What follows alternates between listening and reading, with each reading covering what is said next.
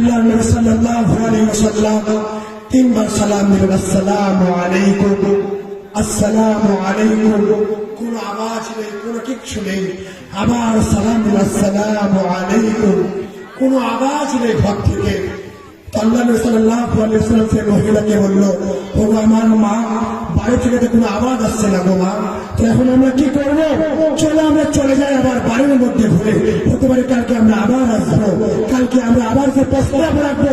কেননা আল্লাহ নবী নিজেই বলেছেন, আসসালামু কাবলাল কালাম, কথা বলার আগে তুমি সালাম দাও।